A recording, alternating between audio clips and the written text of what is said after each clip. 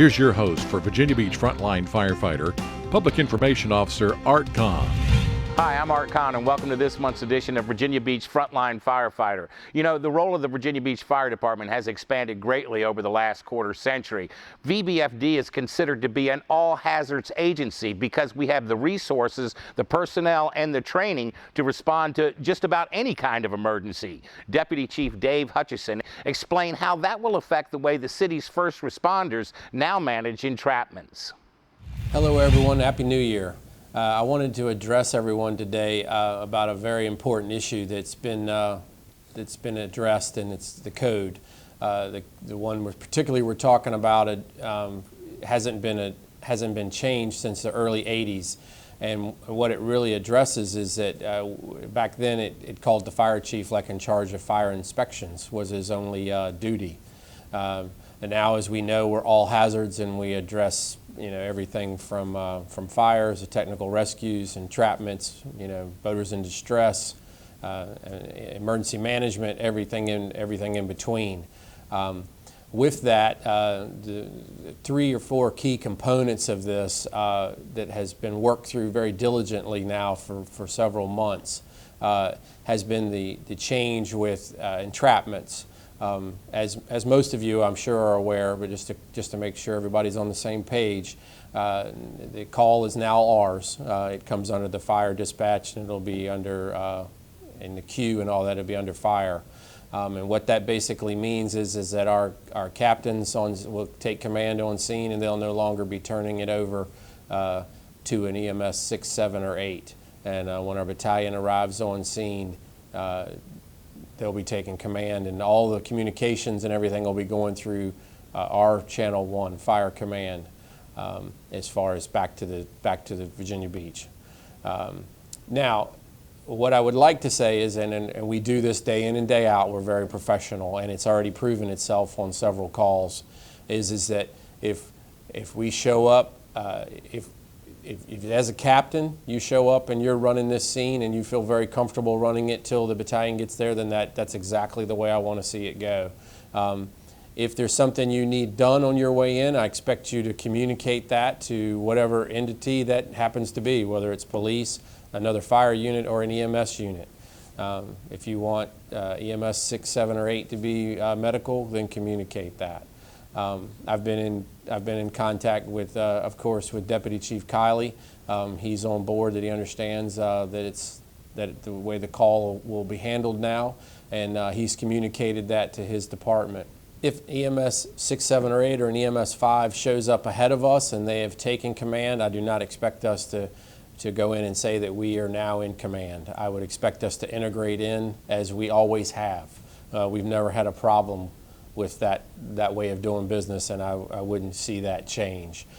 The goal of Chief Cover and the rest of senior staff, and I know us as a department, is that we're doing all this and what's best for the citizens, and that's what I want to see continue happen without a shadow of a doubt. Next, I'd like to talk briefly about just accident with injuries. That call will still be under the EMS purview. But as we all know, engine company officers are going to show up 99% of the time first, and you are going to run the call.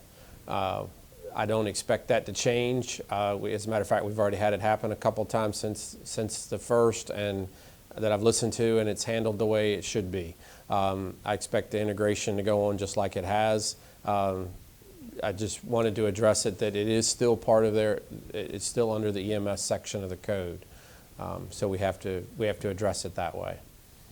Next would be marine response. Boaters in distress are now very clearly under the fire department, and that we'll be handling them just as in the way we handled the entrapment response. They will all happen on our command channel, and our battalion will do the roll call and the like. And I expect those calls to go pretty much just like they have anyway. 9 times out of 10, we're the boats on the water and we're the ones handling them. So that should continue as status quo, but that is our call. Now, a drowning or something associated with a boat call will still be an EMS call, because the drownings still fall under EMS part of the code.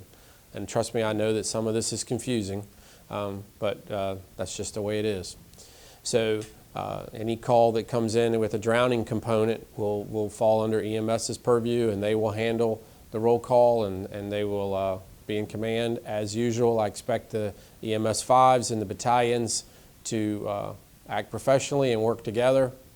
It's normally not a problem.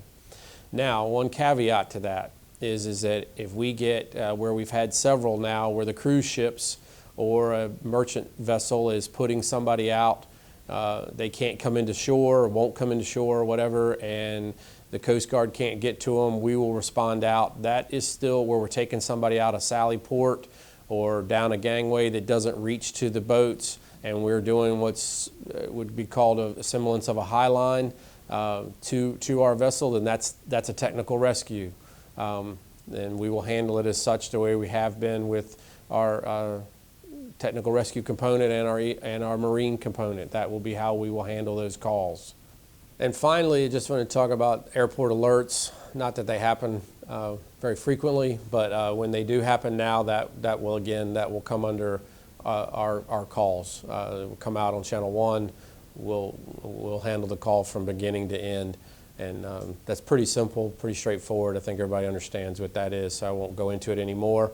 Like I said, I want everybody to keep doing what we do every day, deliver the service, be professional, help the citizens of Virginia Beach and anybody that visits here, and I think we're doing a fantastic job of that, and I know we'll continue. From everybody at senior staff, I just want to wish everybody a happy 2016, and let's move forward and keep everybody safe.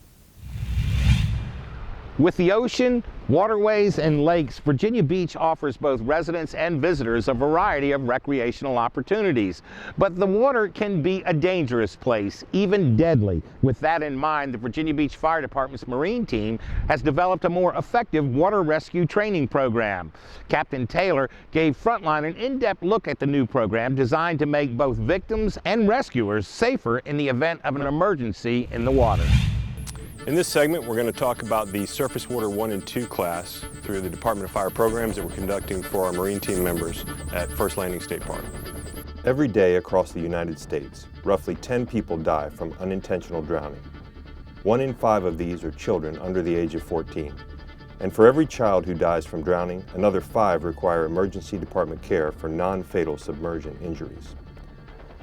With some 27 miles of coastline, not to mention countless rivers, streams, freshwater lakes, canals, retention ponds, swimming pools, and other bodies of water, Virginia Beach is home to its fair share of water rescue emergencies.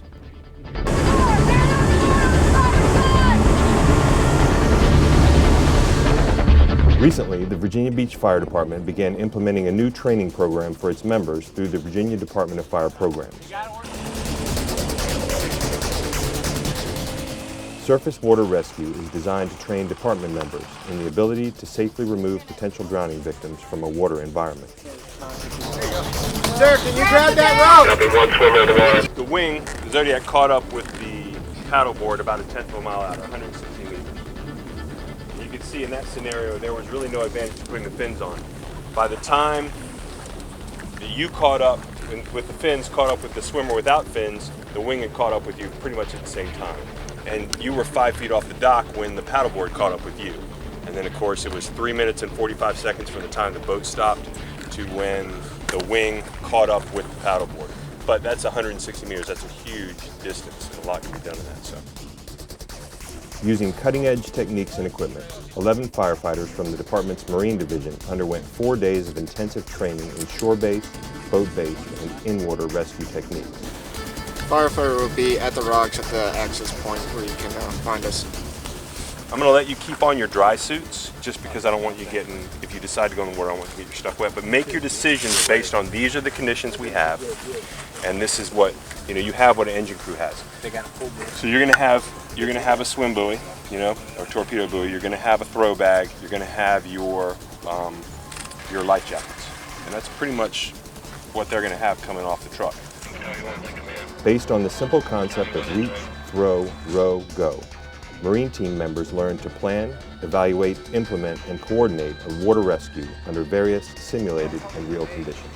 Thank you for watching this segment. If you have any questions about what you've seen or about the Marine team in general, you can contact me at the information shown on the screen. In this next frontline segment, Master Firefighter Mike Kellerh will demonstrate the proper techniques for securing an accident victim in a Stokes basket. All right, today we're going to go over a review of lashing the patient in the Stokes. Remember, we need to think about what condition is the person that comes to us in the Stokes. How do we need to get them off? Do we need to get them off the roof? Do we need to go upstairs? Is he in a confined space? Do they have a back injury? Do we need them on a backboard? There's a lot of variables to that, so you need to think about that. Today what we're going to show you is just the patient that we need to get removed off the roof. There's no C-spine so much as maybe has a leg break or an arm they can't get down. So we're going to show you the basic lashing a patient in the Stokes today.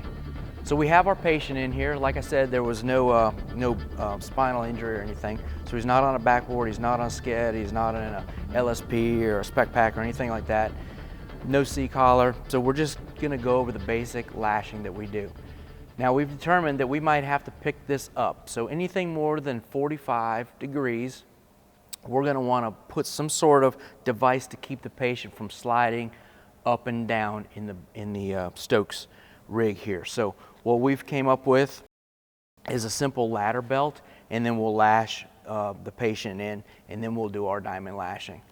Remember, if you're just going to lift the patient up and they're not going to exceed that 45-degree level, there's nothing wrong with just doing diamond lashing, and we'll show you that at the end.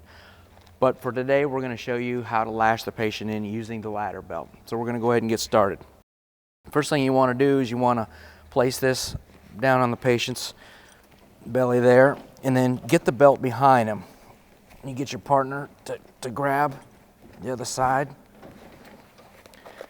and it simply comes up and snaps, if you can see that. And then you just want to snug it up. Tom, if you could snug that up for me. And then simply open up the straps, or open up the little bag here, and the straps fall down. And they pretty much self-orient themselves. So when you open it up, as you can see, they want to fall out in the way they're supposed to be lashed. So we'll just take this, you come around the patient's leg, come back up, slip it through the buckle,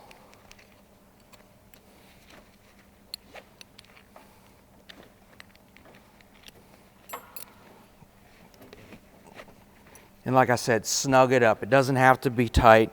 We're really just keeping this thing from moving on the patient. So the next thing we want to do is we want to take one of our 10-foot pieces of 1-inch webbing, and we want to come in here to this D-ring, and we're going to do a girth hitch. All right. Then I'll give my partner the other side, and then what we're going to do, this is pretty easy. One of the things you don't want to do is come over the edge of the Stokes, as you can see here. As you can imagine, something rubbing on it. We want to keep it off. So what we're going to do is we're just going to come up to this main structural member of this Stokes right here. Not one of these small supports. We want to come up into the main structure. We'll do 2 round turns. There's one, and then we'll come around. So we have one complete, and then almost like a half of one. It's just going to be 2 completed when you do it. And then all you want to do is 2 half hitches over on itself. You don't need to come up, and you can adjust it and then snug it up. As you can see, that's very tight. You don't have to come in here and put a trucker's hitch in there and crank it down on this patient. Remember, you're just trying to keep them from sliding. And that's it. You tuck the excess down. So our next piece, our next 10-foot section, will come right in here to this belt, and you can see there's a little D-ring here. There's a little spot. If you come on both sides of this D-ring, it tends to want to flip back and forth. It's big enough that you can slide this right down there through that opening there on the ring itself.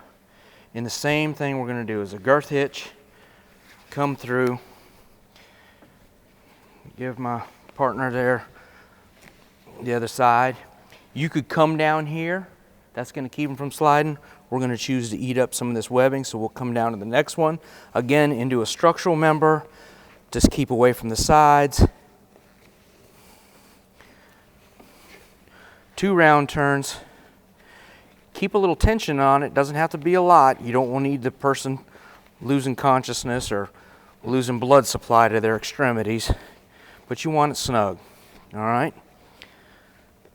So that's it as far as keeping the patient from going up or going down. We can pick the basket up and now they're not going to slide either way. And that's suffice for this. All right, as you can see, we've already got the lashing on him on our patient from sliding up and from sliding down. So now we want to do the diamond lashing, and how we're going to do that is I'm going to show you. All right, 25-foot piece of webbing. This is where your 25 comes in. Remember, we use our 2 10s for the other side. And Tom's going to pull it now until I get to the middle of my 25 foot. All right, and we're just going to come right in here between his feet. All right, we don't need to girth hitch on the back. We don't need to wrap his feet to keep him from pulling down or anything like that. All we want to do is we want to start here around the feet. So the first thing we're going to do is we're just going to come around this one pull or structural member, and I'm going to hand it off to Tom, and he's going to hand me his side. And then we're just going to start crisscrossing, all right? And we want to go around, when we do this, we want to go around the structural members of these Stokes. And I like to keep it a little bit straight.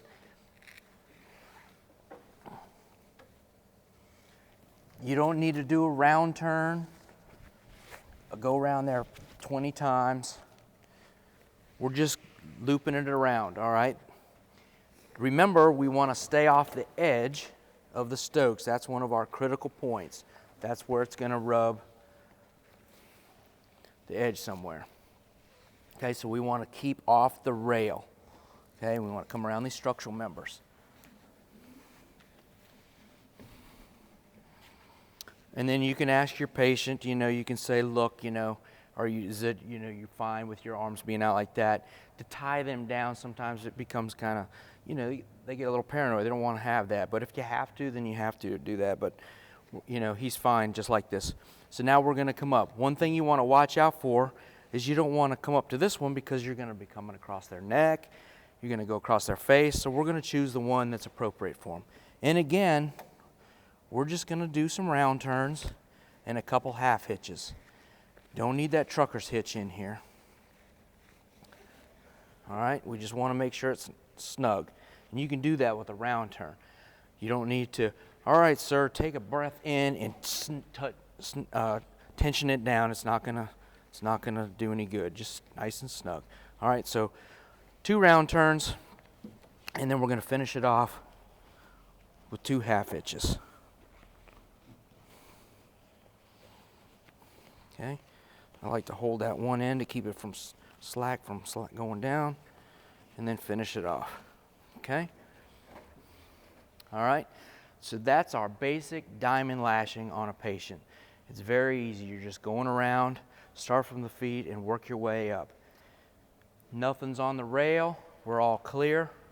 All right, and just remember our attachment points for our Stokes bridle that we're going to use are in between the structural member and the small one, that they go on the outsides. Same with down here. But that's it for your patient. He's ready to transport. All right, that was the basic lashing a patient in a Stokes basket. Okay, remember, we didn't have the backboard or the LSP or whatever. We just did lashing. Remember, you don't have to do the ladder belt with the lashing to keep them from sliding up and down if we're going to stay below that 45 degree. All right. If you choose to do that, there's nothing wrong with that. It's just going to take a little bit longer time. If you have time to stay with the patient and accomplish this, and you feel that's what you need to do to make yourself more comfortable, there's nothing wrong with that. Nobody's going to say anything.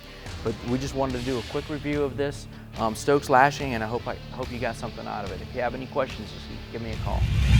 Well, that's going to do it for this month's edition of Virginia Beach Frontline Firefighter. As always, we invite you to send along any ideas, suggestions, or comments you might have to Kirk Kellerhals at the address you see on your screen. In the meantime, we want to remind you to like us on Facebook, watch us on YouTube, and follow us on Twitter. For Virginia Beach Frontline Firefighter, I'm Art Kahn.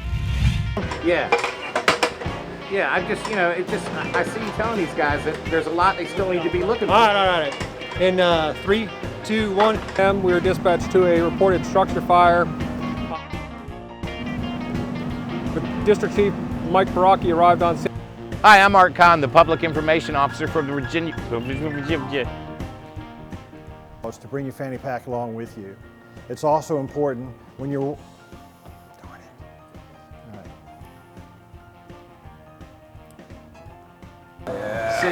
right. See, this is what Mitch is trying to get to right here. But his won't be gray like mine. And his dad could tell him what makes it go gray. Daughters.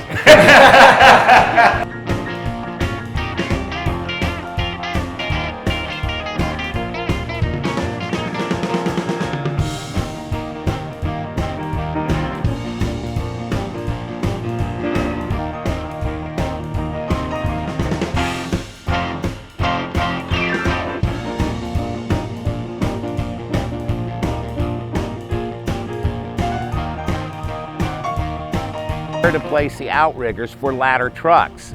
Well, this is a tough one, I'm sorry. Hang on, stop it, let me look at it one more time.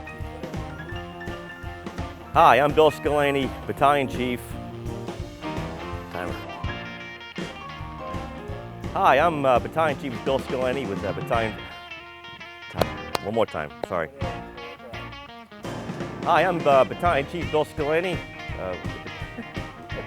Wow, I can't believe it. One of every 31 reported home Christmas tree fires resulted in a death. And a jet flying overhead. One in every 31 home Christmas tree fires resulted...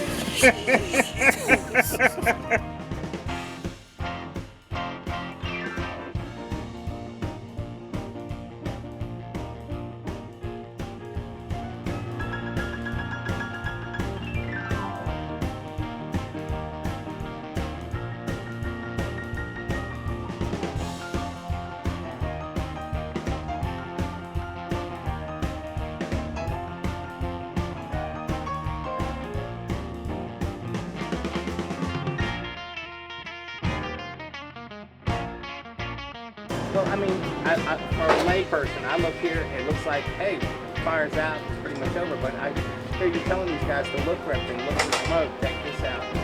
You know, tell me about what kind of work still goes on. Well, we all know that. If anyone has any questions on this segment, please give me... Take 46. All right. 3, 2, 1. I hope this was a useful safety segment.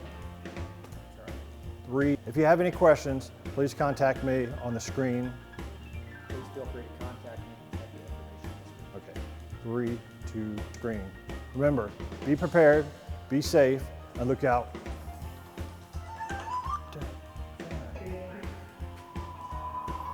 Well. Call one of the Wildland Urban Interface group members, and I'll give you the names right now. It's Gary Umflett, Captain Umflett, Ned Lowry, Randy Davis, Captain Branch at 6, or Kevin Klatt at 17, or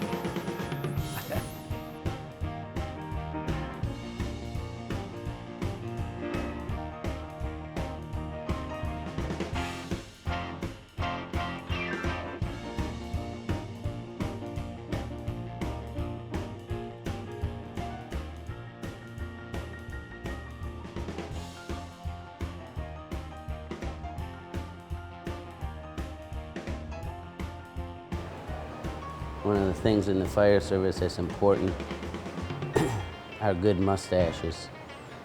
I can never grow one, but God, what is that crap on your lip? It is. For heaven's sakes, have some respect for the job. Also, too, embraces learning, and as a lifetime student of this job, learn something new every day. All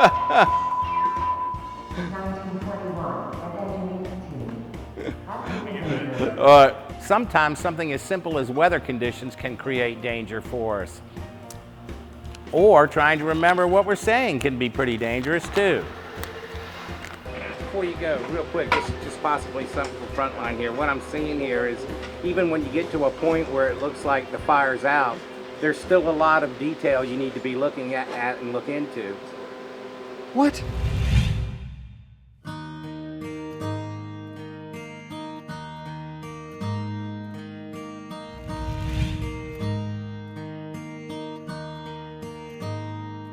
Should old acquaintance be forgot and never brought to mind?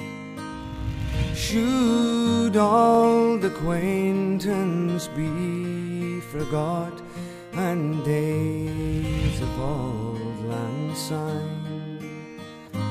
For old lang syne, my dear, for old lang syne, we'll take a cup o' kindness yet for days of old lang syne.